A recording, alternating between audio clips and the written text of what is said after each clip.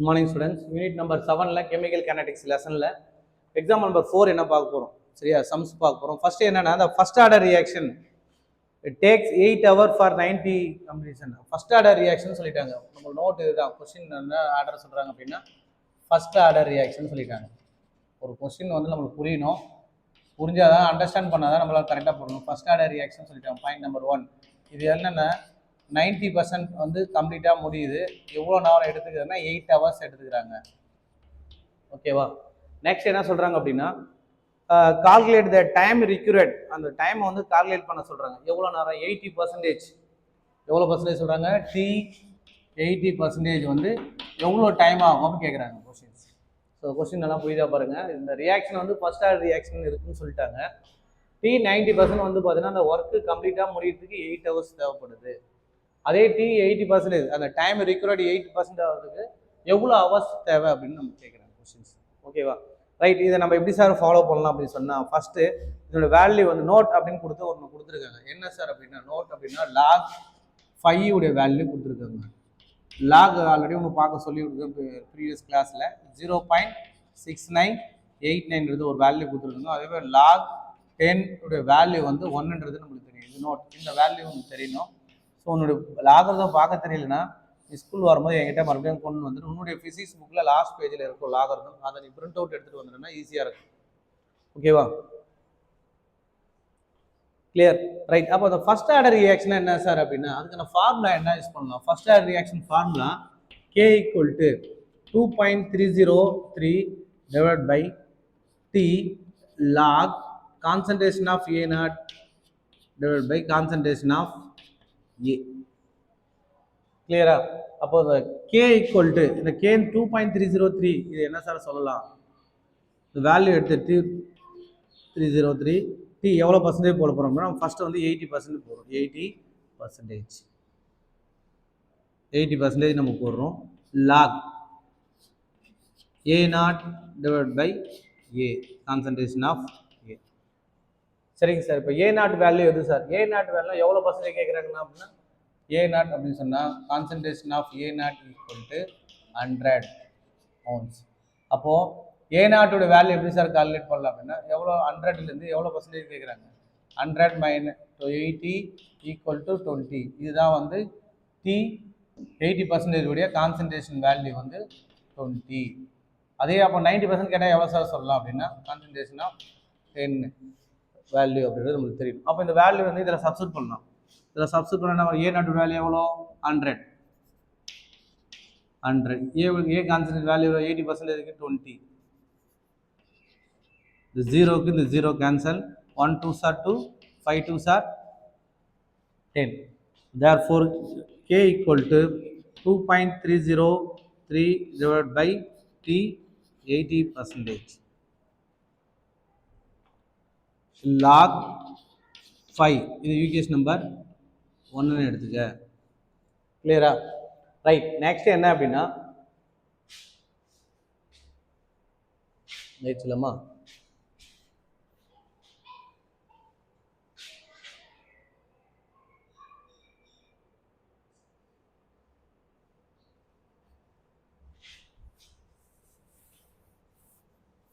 Right.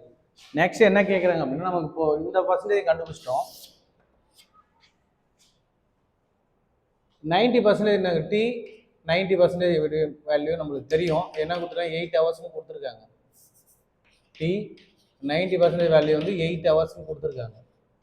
ஓகேவா? இது எப்படி சார் நம்ம கால்குலேட் பண்ணலாம்? ஃபார்முலா தான் K = 2.303 divided by T log. ஓகேவா? log A0 concentration of A0 divided by concentration of A. அந்த ஃபார்முலா சப்ஸ்டிட் பண்ணுறோம். அது 2.303 டைம் வந்து T 90% log இதோடைய வேல்யூ எவ்வளோ? Concentration value 100 divided by concentration of A உடைய value 10. 1 10s are 10, 10 10s are 100. Therefore K = 2.303 divided by T 90%. இந்த 90% தான் hours. இது எவ்வளோ ஹவர்ஸ் அப்படி ஆகுதுன்னா 8 ஹவர்ஸ்னு போட்டுக்கலாம். ஏன்னா 90% எவ்வளோ நேரம் முடியுது அப்படின்னா 8 ஹவர்ஸில் முடியுது. இப்போ லாக் 10 பேஸ் 10 வேல்யூ நோட்டில் கொடுத்துருக்காங்க. Log 10 base 10 value 1. சரி, நம்ம 10th ஸ்டாண்டர்ட்லேயே அதான் படிச்சிருக்கோம். ஓகேவா, எல்லாத்துக்கும் லோயர் கிளாஸ்லேயே பார்த்துருக்கோம். Log 10 base 10 value 1. ஓகே, அப்போ K equal to equation number 2ன்னு வச்சுக்கோங்க. 2.303 8 ஹவர்ஸ். Equation number 2. இப்போ என்ன செய்ய போகிறோன்னா இந்த இந்த ரேட் கான்ஸ்டன்ட் வேல்யூ நம்ம ஐடென்டிஃபை பண்ணியாச்சு. இந்த ரேட் கான்ஸ்டன்ட் வேல்யூ எடுத்து போய் என்ன பண்ணால் ஈக்குவேஷன் நம்பர் 1ல் நம்ம சப்ஸ்டிட் பண்ண போகிறோம். ஸோ ஈக்குவேஷன் நம்பர் 1ல் சப்ஸ்டிட் பண்ணும்போது நமக்கு என்ன தெரியாதுன்னா இந்த 80% நம்ம கொஸ்டின் கேட்குறோம். 80%ல் எவ்வளோ ஹவர்ஸில் வந்து இந்த ஒர்க் வந்து கம்ப்ளீட் பண்ணியிருக்காங்க. 80% ஒர்க்கு கம்ப்ளீட் ஆகிடுச்சு, எவ்வளோ ஹவர்ஸ்னு கேட்டிருக்காங்க. 80% equal to 2.303 divided by 2.303 divided by 8 hours log 5. இப்போ என்ன செய்ய போகிறோம் அப்படின்னா இந்த இதுக்கும் கேன்சல் ஆகிடுது. அப்போ therefore T 80% is equal to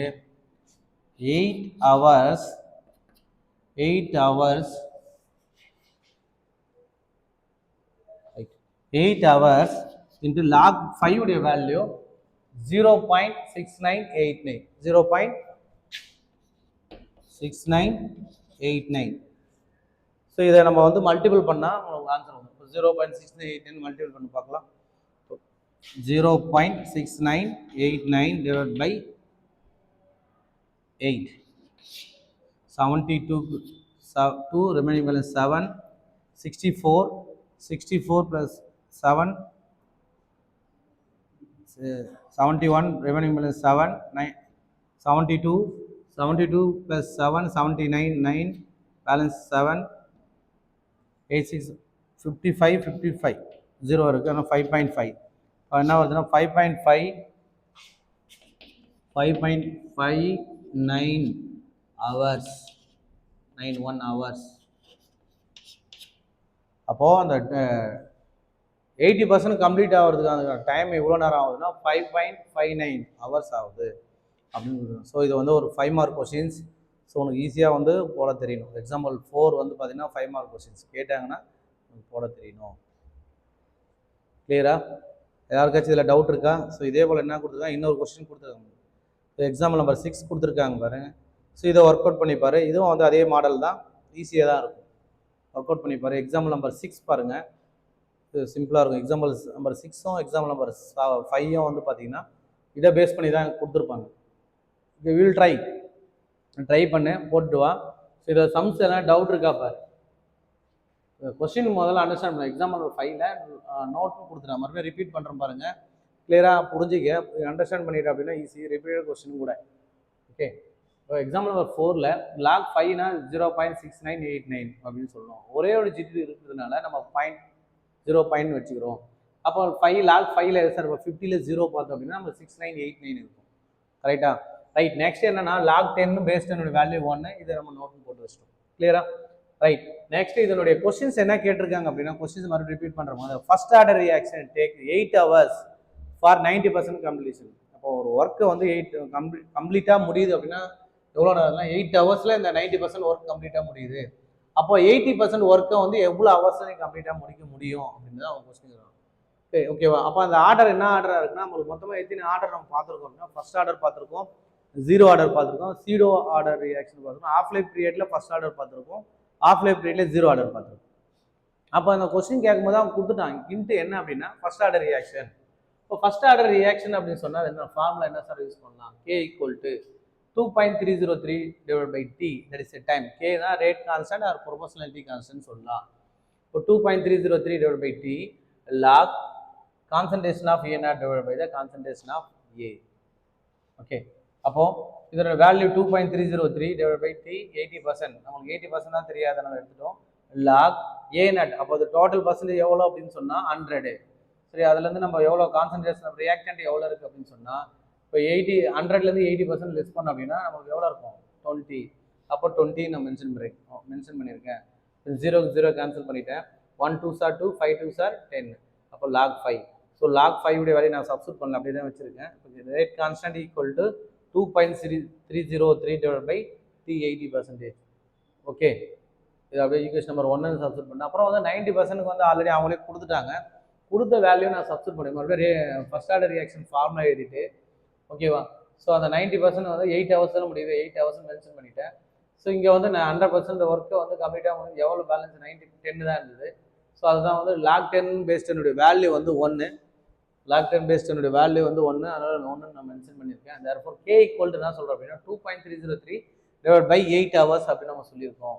அப்போ 80% ஒர்க் ஆகுறதுனா சார் 2.303 டிவைட் பை இந்த வேல்யூ ஈக்குவேஷன் நம்பர் 2 உடைய வேல்யூ எத்தனை? ஈக்குவேஷன் நம்பர் 1ல வந்து நான் சப்ஸ்டிட் ஈக்குவேஷன் நம்பர் 2 உடைய வேல்யூவை நான் ஈக்குவேஷன் நம்பர் 1ல வந்து சப்ஸ்டிட் பண்ணுறேன். சப்ஸ்டிட் பண்ணும்போது k equal to 2.303 divide by t 80% log 5 என்ற வேல்யூ எடுத்துட்டு போய் நான் இதில் சப்ஸ்டிட் பண்ணுறேன். அப்போ t 80% சொன்னால் ஸோ இதுதான் வேல்யூ. கிளியரா? ரைட். இந்த வேல்யூ நான் சப்ஸ்டிட் பண்ணும்போது இந்த 2.30க்கு நியூமரேட்டர் டினாமினேட்டர் வேல்யூ சேமாக இருந்ததுன்னா கேன்சல் பண்ணுறேன். கேன்சல் பண்ணதுக்கப்புறம் அங்கே இருந்தால் 1 இருக்குது. அப்போ இதை நான் மேலே எடுத்து போனோம்னா 8 ஹவர்ஸ் இன்ட்டு log 5 உடைய வேல்யூ ஆல்ரெடி நோட்டில் கொடுத்துருக்காங்க 0.6989 0.6989 கொடுத்துருக்காங்க. அப்போ 0.6989 கூட நான் மல்டிபிள் பண்ணுறேன். மல்டிபிள் பண்ண எனக்கு 5.59 அப்படின்னு வருது. அப்போ அந்த ஒர்க்கை வந்து 5 hours 59 minutes வந்து முடிக்க முடியும் அப்படின்றத சொல்லுங்க. 80% ஒர்க்கை அந்த டைமில் முடிக்க முடியும்னு சொல்லியிருக்காங்க. கிளியரா? சில யாரும் டவுட் இருக்கா? ரைட். அப்போ இதை பேஸ் பண்ணி உனக்கு example number 5 and example number 6 you will try. இன்னைக்கு என்ன பண்ணுங்க, ப்ராக்டிஸ் பண்ணுங்க. இன்னைக்கு நீங்கள் படிக்க வேண்டிய கொஸ்டின்ஸ் என்ன அப்படின்னா, ஃபர்ஸ்ட் ஆர்டர் ரியாக்ஷன் நான் சொல்லி கொடுத்துருக்கேன். அதாவது ஃபர்ஸ்ட் ஆர்டர் ரியாக்ஷனில் of life period, zero order ரியாக்ஷனில் of life period. So 2 questions பார்த்துருக்கோம். ரெண்டுமே 3 மார்க் கொஸ்டின் தான், ப்ளஸ் ஒரு 5 மார்க் கொஸ்டின் பார்த்துருக்கோம். ஸோ இந்த 3 கொஸ்டின்ஸும் படிச்சுட்டு இன்றைக்கி என்ன பண்ணுங்கள், எழுதி பாருங்கள். எழுதி பார்த்துட்டு பேரண்ட்ஸ்கிட்ட சைன் மட்டும் வாங்கி வச்சுக்க, டேட் போட்டு. ஸோ என்ன அப்படின்னா டவுட்ஸ் அப்படின்னா கேட்கணும். ஸோ நீ படிக்கும் போது என்ன டவுட்ஸ் என்ன கேளுங்க, புரியலன்னா அடுத்த நாள் கூட வந்து கேட்கலாம். சரியா? கேட்குறது தான். நீ எத்தனை முறை கேட்டாலும் உங்களுக்கு ஆன்சர் நான் சொல்லி தான் கொடுக்க போகிறோம். அதை நீ கரெக்டாக கேட்கணும். கேட்குறது தான் கேட்டு அண்டர்ஸ்டாண்டிங்கில் படிச்சுன்னா ஈஸியாக இருக்கும். சரியா? கெமிஸ்ட்ரி பொறுத்தவரை எல்லாமே இம்பார்ட்டன் தான், நீ படிச்சு தான் ஆகணும். ரைட். அடுத்து என்ன அப்படின்னா கொலிஷன் தியரினா என்னன்னு பார்க்க போகிறோம். சரியா? கொலிஷன் தியரினா என்ன சார் அப்படின்னா, இதை வந்து ஃபஸ்ட்டு வந்து ப்ரொபோசல் பண்ணாங்க. ஸோ ப்ரொபோசல் பண்ணும்போது 1916 ஸோ 1916 வந்து பார்த்தீங்கன்னா மேக்ஸ் ட்ரான்ஸ் அப்படின்றவர் வந்து பார்த்தீங்கன்னா வந்து ப்ரொபோஸ் பண்ணுறாரு. அவரும் ப்ளஸ் வில்லியம் லீவ்ஸ்ன்றவர் 1918 வந்து பண்ணுவார். ஏன்னா எதை பேஸ் பண்ணி சொன்னாங்கன்னா கெனடிக் தியரி ஆஃப் கேஸஸ். அதாவது கேஸஸ் அப்படின்னா கேஸ் மாலிகுல்ஸ் என்ன ஆகும்னா இங்கேயும் அங்கேயும் மூவ் பண்ணிகிட்டே இருக்கும். ஸோ அதான் கெனடிக், அது மூவிங் வச்சு அதனுடைய இது வந்து சொன்னாங்க. அக்கார்டிங் டு த தியரி இது எதை பேஸ் பண்ணி இருக்குது அப்படின்னா chemical reaction occur the result of the collision. What is the collision அப்படின்னா ஒரு மாலிகுல்ஸ் கேஸ் மாலிகுல்ஸ் ஒன்றோட ஒன்று என்ன ஆகுது அப்படின்னா அப்படியே முட்டிக்குது. சரியா? அப்படியே ஜிக்ஸாக் ஆகும். சரி, இந்த மூமெண்ட்டில் என்ன ஆகுதுன்னா ஸோ இந்த சைட்லேயோ இல்லை இந்த சைட்லேயோ எப்படியோ ஸோ மாலிகுல் சைஸ் இருக்குன்னு வச்சுக்க, இந்த மாதிரி ஒரு சம் ஆஃப் த ஆட்டம்ஸ் இருக்குங்க. இந்த மாதிரி ஆட்டம்ஸ் வந்து இந்த மாதிரி டேரெக்டாக இந்த மாதிரி இதுக்கலாம் முடிச்சு, இல்லை அப்படின்னா இந்த கார்னரில் போய் இடிச்சிக்கலாம், இல்லை அப்படின்னா இந்த மாதிரி இந்த டேரெக்ஷன் அடிச்சிக்கலாம். ஸோ நம்ம டேரெக்ஷனை வந்து நம்ம சொல்லணும். அப்போ அதுதான் வந்து கொலிஷன் வந்து எஃபெக்டிவாக இருக்கா இல்லை இன்எஃபெக்டிவாக இருக்கா. ஸோ இந்த மாதிரி வந்து டீட்டெயிலாக நம்ம தான் பார்க்க போகிறது தான் இந்த கொலிஷன். இந்த கொலிஷன் மேக்ஸிமம் வந்து மாலிகுல்ஸ் எந்த மாலிகுல்ஸாக இருக்குன்னா 2 or more ரியாக்டன்ட்ல இருக்கிற மாலிகுல், ஒரே ஒரு மாலிகுல்ஸ்ன்னு இருக்கு. ஸோ ஆல்ரெடி உங்களுக்கு தெரியும் ஆட்டம்ஸ் அப்படின்னா அது இஸ் ஸ்மாலஸ்ட் பார்ட்டிகல் அப்படின்னு சொல்லியிருக்கோம். அதில் ப்ரோட்டான், எலக்ட்ரான், நியூட்ரான் இருக்கும் சார்ஜஸ் பேஸ் பண்ணி. ஸோ அதே போல் தான் மாலிகுல்ஸ் அப்படின்னா 2 or more atom different kind of the elements இருந்தது அப்படின்னா நம்ம என்ன சொல்கிறோம் அப்படின்னா மாலிகுல்ஸ் சொல்கிறோம்.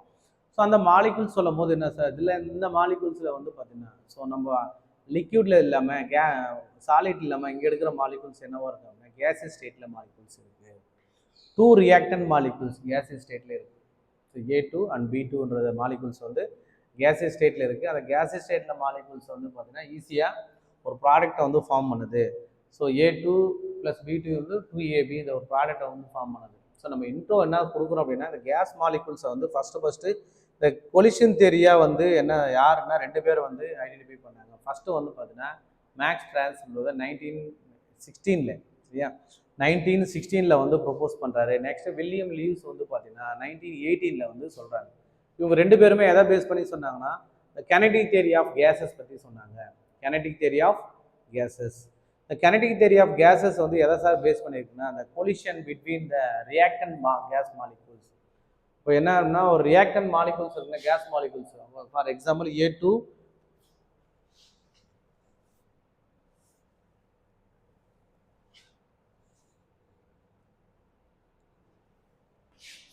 A2 gaseous molecules plus B2 gaseous molecules will gives AB இந்த ஒரு ப்ராடக்டை வந்து ஃபார்ம் பண்ணுது. ரெண்டு கேசஸ் மாலிகூல்ஸுமே வந்து பார்த்தீங்கன்னா ஒரு பொல்யூஷன் ரியாக்டிங், அதாவது இதுலேருந்து அது ஒரு A B கூட ரியாக்ட் பண்ணும்போது ஸோ எந்த மாதிரி இருக்குது பொல்யூஷன் அப்படின்னு சொல்லுது. ரெண்டுமே கேசஸ் மாலிகூல்ஸ் தான். ஸோ இது ஒரு பேசிக் இன்ட்ரோ தான் கொடுத்துருக்கேன். ஸோ இது பொல்யூஷன் தேரி அப்படின்றத நம்ம நெக்ஸ்ட் கிளாஸில் வந்து நம்ம டீப்பாக பார்க்கலாம். ஜஸ்ட்டு இன்றைக்கி என்ன கொடுத்துருக்கோம்னா இந்த இன்றைக்கான ஒர்க் இது தான். சம்ஸ் முதல்ல போட்டு பார்த்துருங்க. 4 சம்ஸ், எக்ஸாம்பிள் 4, 5, 6 போட்டு பாருங்கள். அதுக்கப்புறம் வந்து ஆஃப் லைஃப் பீரியட் பாருங்கள். Half life period zero order இல்லைன்னா ஃபஸ்ட் ஆர்டர் ரெண்டுமே பார்க்கலாம். இது நெக்ஸ்ட் கிளாஸில் கொல்யூஷன் தேரியை டீப்பாக பார்க்கலாம். ஜஸ்ட்டு கொல்யூஷன் தேரியை வந்து எந்த இயரில் வந்து ப்ரொப்போஸ் பண்ணாங்கன்றதை சொல்லியிருக்கேன்.